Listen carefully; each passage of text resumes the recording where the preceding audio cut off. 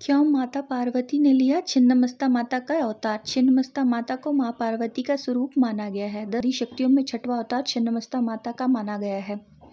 छिन्नमस्ता माता को माँ पार्वती का स्वरूप माना जाता है, जो कि काफी उग्र रूप में रहती है। छिन्नमस्ता माता के एक हाथ में स्वयं का ही कटा हुआ सर रखा होता है। मान्यता है कि माँ के इस रूप की सच्ची श्रद्धा से उपासना करने से भक्तों की सभी मनोकामनाएं पूर्ण होती है, जीवन के सभी कष्टों का निवारण होता है।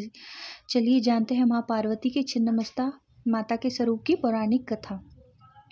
एक बार माँ पार्वती अपनी दो सहचरियों के साथ भ्रमण पर निकली। इस दौरान माता पार्वती के रास्ते में मंदाकिनी नदी में स्नान करने की इच्छा हुई। माँ पार्वती ने अपनी सहचरियों से स्नान करने को कहा, परंतु दोनों ने स्नान करने से इनकार कर दिया और कहा कि उनको भूख लग रही है।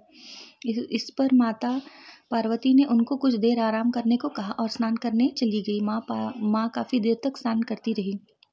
इस बीच दोनों सहचरी कहती रही कि उनको भूख लग रही है, लेकिन माता ने दोनों की बात को अनसुना कर दिया। इस पर दोनों सहचरियों ने माता से कहा कि माँ तो अपने शिशु का पेट भरने के लिए अपना रक्त तक पिला देती है, परंतु आप हमारी भूख के लिए कुछ भी नहीं कर रही हैं। यह बात सुनकर माँ पार्वती को क्रोध आ जाता है और नदी से बाहर आकर खड्ग का आवाहन करके अपने सिर को काट देती है, जिससे उनके धड़ से रक्त की 3 धाराएं निकलती हैं। 2 धाराएं दोनों सहचरियों के मुंह में गिरती है, तीसरी धारा माँ के स्वयं के मुख में गिरती है।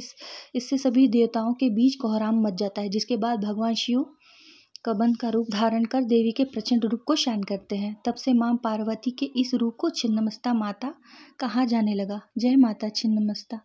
ओम गौरी शंकराय नमः।